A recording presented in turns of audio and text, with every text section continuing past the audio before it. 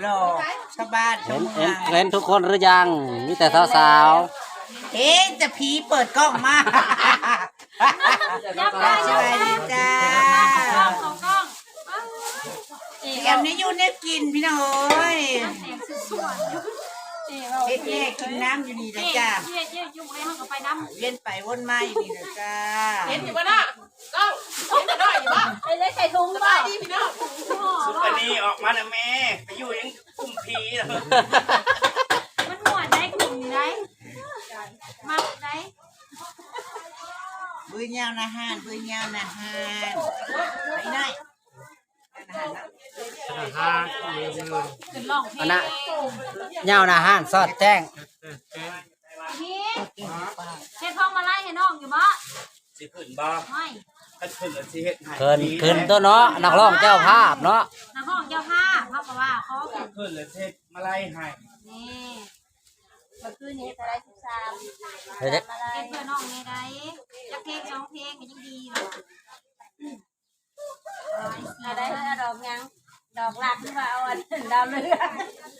จะพาขึ้นไปเปิดงานแล้วก็ เอาดอกรักหรือดาวเรื นั อก ง นักกระล่องเลยไปนี่ น้องเลยเจ้าก็ขึ้นที่ บ่อยู่ในทีมเจ้าภาพ นี่เจ้าภาพเอาอยู่ในทีมเจ้าภาพ เจ๋ว่าบ่ เอาอยู่น้ำเน้ทีมเจ้าภาพนะนั่นแหละแดนเซอร์เฮานั่นเซาจ่อยเซาเอื้อยนะแดนเซอร์เรามาเองนักร้องมาเองเอาทุกทีคือฮอดเฮ็ดนะเอาขึ้น ยังสิ เดื เห็ อน นจากนี้เขามีอยู่เขาเศร้าไปว่าเขาผู้หัวเจ้าขืนเล็กเลยว่าเดี๋ยวฉันเขาขืนน้ำผมไม่ผิดตรงนี้เดี๋ยวคุณเจ้าขืนเนาะเจ้าขืนผมเป็นแผ่นดินไหวอยู่ได้ บ่นั่นก็เฒ่า โทรศัพท์ได้ยากอยู่ไหน พี่น้องไปดินไปอยู่ไทยขอให้ทุกคนปลอดภัยด้วยจ้าสยานส แผ่ ยาน น ดินไหวทางนั้นทางนี้กาเขาเรียกหอนวนกันอยู่ กูบ่าวปลอดภัยทุกคนเด้อ จริงๆนะอยู่อันน่ะมันแห้งกว่าเพราะมันมาจากคน มาแต่พ พ ม่า ม่า พม่า โอ้ จนลืมต้นนะพม่า พม่า แม่นมาจากพม่าแล้วก็ ใส่ดินบ่ได้ไว้บ่เฒ่า อยู่ไม่ใช่เลยนะ นี่เขาบอกว่าเขาหาเนี่ย กรุงเทพเบิ่งน่ะก็ได้มี เลี้ยง โทรศัพท์ เลี้ยงมาจากเดียวกันกับคนไทยได้คนถล่มคือกัน อยู่เวียง เรียนกันค่ะลูกลงอันเดียวกัน เฮ้ยแต่เอฟซีถามมาอยู่ทางลาวเป็นไงบ่ได้ไหว แต่ว่าถามบริไว้หมองเขาอยู่นี่มันบริไว้แต่ว่าอยู่ อยู่เวียงมันมีบอก อยู่อย่างนั้นเดียวกัน เยอะเลยพี่คือนะ เอา การจะยุ่งเทียบกันเลยเป็นกันยุกลงมานั่น อันนี้นี่ ไอ้ นะ บ่บ้านเสร็จหาเพิ่นว่าเป็นเดินถือของเจ้า จังว่าอยู่เรียกนี่นะเมืองนอกอยู่นะมันอยู่โกงกันถามคนละภาคทาง เที่ยวจะกินเที่ยวจะซื้อน้ำอ้อยเที่ยวจะซื้อนั่งน้ำแข็งใส มองเอาเจ้าแท้แต่ก่อท่านไว้ ขึ้นก็บ่ มองคนอยู่ 40 บ่อยู่ไปเทศได้เลยกิโลเทศเขาเทศอยู่มอง แรงอีก หากมันบริถล่มมันสิถล่มนะเป็นตื้อโตซาของท่านแล้วนี่มันยังบ่มีเยอะก็ แม่ยังบ่มีเราก็รัก ยุก ษา ลงเลยนี่ ฮะ ยังบ่รู้ ลูกลงเลยเนาะ ไม่กลับ ตัวแต่ตัวไห้น้ำแต่อ่างน้ำแต่ คนคุกโล ตักบาทได้บ่เลยมา เอาลาวไฟนะยังบุ่น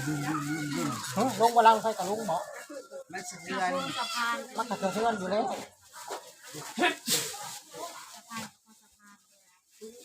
จะได้พี่น้องเจ้าอันชาวบ้านแฟนยังอยู่บ่ สะพานเทียนในยุคไทย อยู่อันชูมาเด้ เห็นแล้วว่าเอ้ยแล้วก็เข้าใจได้สิ พลามซา พระรามสาม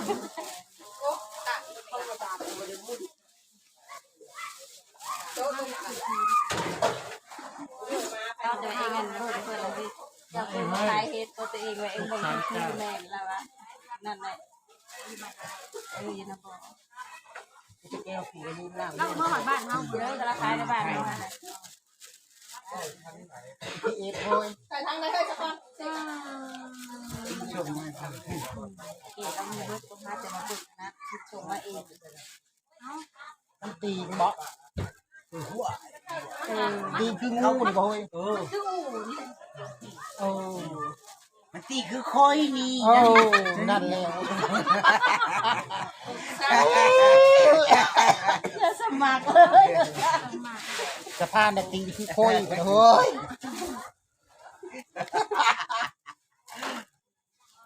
สะพานแบบตีอ่ะ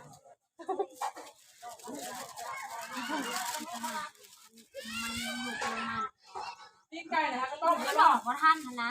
มันหนักที่มีลายมุมใดอันคือเป็นโมเลอาจารย์ยังเห็นคนเราเขามาทำงานเยอะ ตรงนุกลง ยังอยู่ที่โคตรอันใดอันตะจุจักยังอยู่ที่โคตรลงปัญหานี้ออกมาได้ เอาไปเบียดนะ เออ แล้วก็มันยุบลงเลย เอ เนาะ อยังออกมาได้ยังที่โคตรปวดออกมาได้ถ้าเกี่ยวคันมันปวดอย่างเงี้ย โอ้โหเนาะ เพราะขั้นเป็นตอนเที่ยง เขากำลังเข้างาน กำลังเข้างานไปเนาะ โอ้ ดีทอดเที่ยงแล้วเข้างานแล้ว แม่คือเขาเขาเรียกนี่แหละ เริ่มเนาะ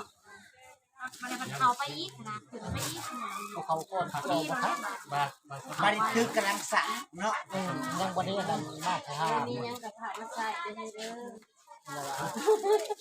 ให้มีเงินร้ายนั่นมาปันนงปันหนุ่มใจ เอาปลาหนุปลาหลานใส่เด้อเจ๊ ร้ายให้หมดไปเลย ได้แล้วมันยังแต่นั้นแหละ ใช่เรียกมันยังก็ตาย หาต่อของคดีมันนี่ยังใช้ยังมีชีวิตหาต่อ ยังมาเอากันยังมา ใส่ก็ได้ใช่ ยังเอามีดเอาทั้งไหนทั้งเงาเลยมุ้งเฮ็ดอยู่มุ้งเฮ็ดมา ไม่เห็นเราขายยาว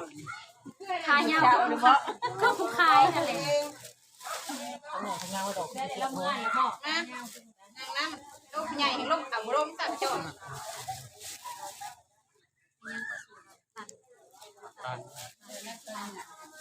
ก็เอาหัวเดียว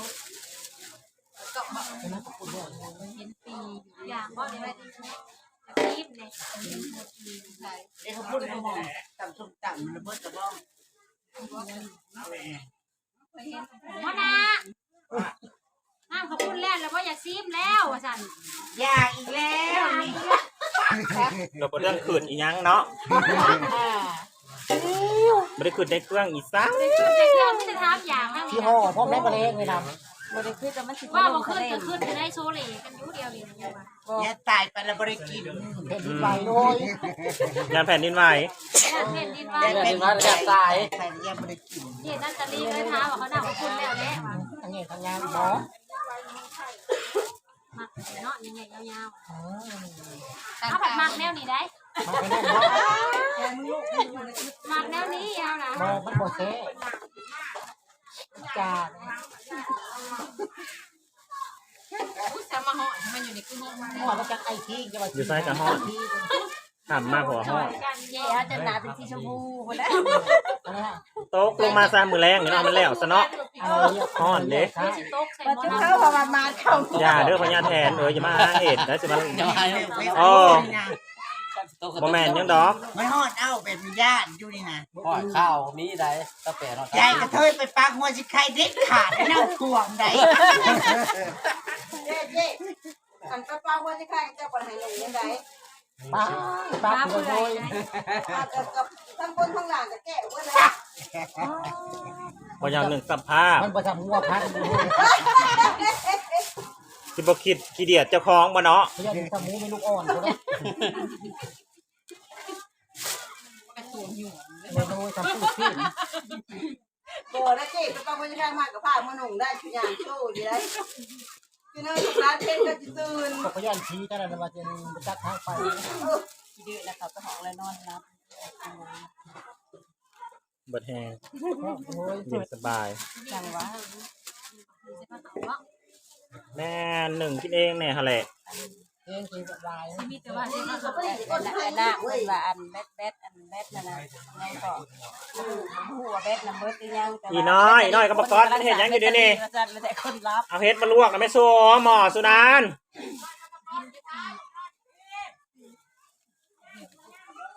ก มากอดได้ซะ ลืมทานแล้วนี่หน่อยอยู่ไหนโน่นเท่าไหร่ อันนี้นะพี่ตะไปเดี๋ยวหยา เอาอยู่น้ำกันก็โทรหากันบ่เดี๋ยวนี้ฮันน่ะ หยาน านวาน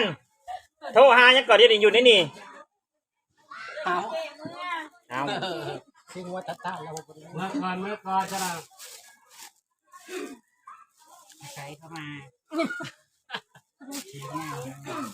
เรียกกันอย่างเมื่อเดียวเออ มันจะเป็นสารพันธุ์ขับหัวท้ายเนาะ ง่ายเอาไว้กระเทยง่ายเลยลูกข้าวมันเล่นกันบริการเที่ยวบ้านไปนั่ง ได้หายย่างแล้วดึงมาสุดเบาเลยโน่นเท่าไหร่ยังไง โอ้โหโอ้เห็นคลิปอันแผ่นดินไหวแล้ว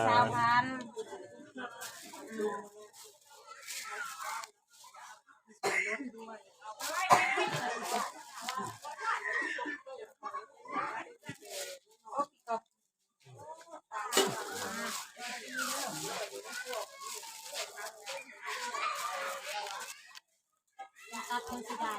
ข้าวนี่ก็โอ้จะกูสีเสือสำนักได้ดี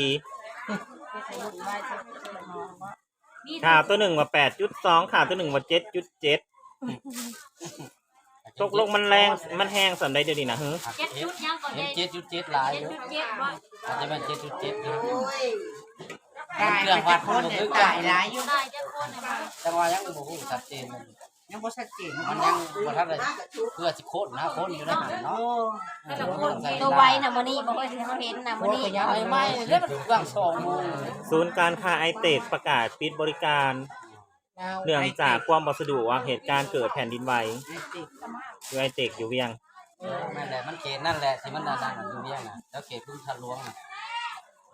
เห็นยังไงดูวิธีของเราคนนี้ ห่วงใยนะทุกคน อย่าไปพี่น้องเฮา อย่าลุงทางไหน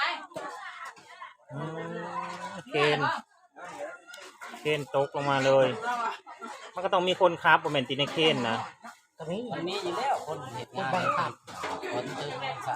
ตึกอยู่ไทยให้อยู่เลี้ยงเดี๋ยวนี้ ลาวเวียงก็อยู่ไทยอยู่เวียงบ่มีอะไร เคนถล่มคอนโดย่านดินแด แล้ ง วนี่อาจจะสั้นจะเคลื่อนจะซื่อนะคนจะให้ น้ำแล้วมันลดลงมาจากอันสันดาดฟ้า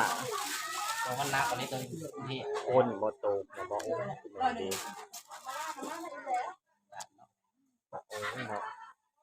เหนื่อยได้เห็นแล้ว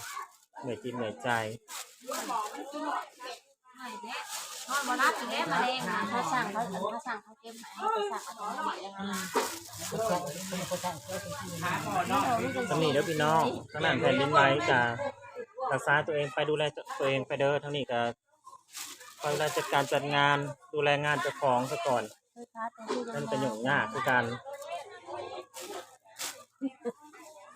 ใจเลยนะพี่น้อง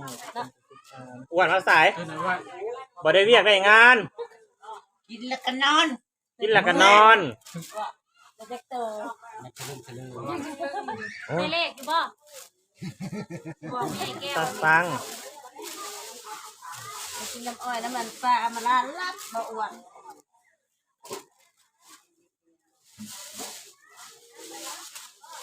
ไม่ข้าวข้าวน้ำอ้อยจะเบิดบ่เบิดกันทำไรเลย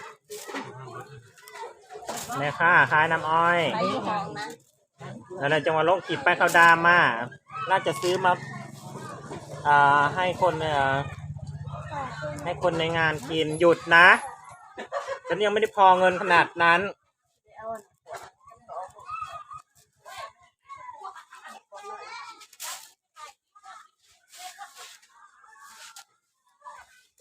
แบตกับเบิร์ดโทรศัพท์กับฮอน แต่นานว่าตอนนี้แบตเตอรี่คนกำลังสารแดงวันรับแล้วอะเป็นวันแม่วันสารแบตเตอรี่ มัน30 นาทีแล้วบ่ เจ๊มึงอะไรแล้ว ไอ้บอยคนคิดเป็นเองลาคิดเดียวนี้ เฮ้ยโตขึ้นแล้วเฮ้ย ก่อน เอาถ้วยมา กินจ้า พูดใช่พุงแบบนั้นพุงมันสิเปื่อยไม่สิการโปื่อย บ่เกี่ยวกันน้ำข้าวปุ้นนะบ่แต่ว่าอันนั้นผมมันสิเปื่อยนะ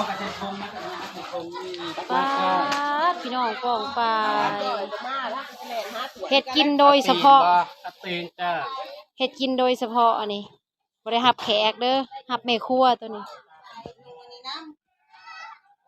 กินแล้วก็เจ๊ อันบามีคอยนะคอยบริคอแซนนะได้อุ้ยเขาคอหมอได้ข่อยว่าแต่หมูนะขาวจ้าเนี่ยอุ้ยเอาน้ำน้อยซะเจ๊ลูกคอหมอโอ้ย น้ำหายตื่น คัก เอาข้าวหมอได้เฮานะมันจะไหนกินหลายคน กินหลายคนรู้สึกมาไว้เช็ดตู้ บ่ตึงอยู่ตอนนี้โมเมนต์เต็มยังได้เต็มมัน เต็มหม้อโบย เต็มขวดน้ำเจ๊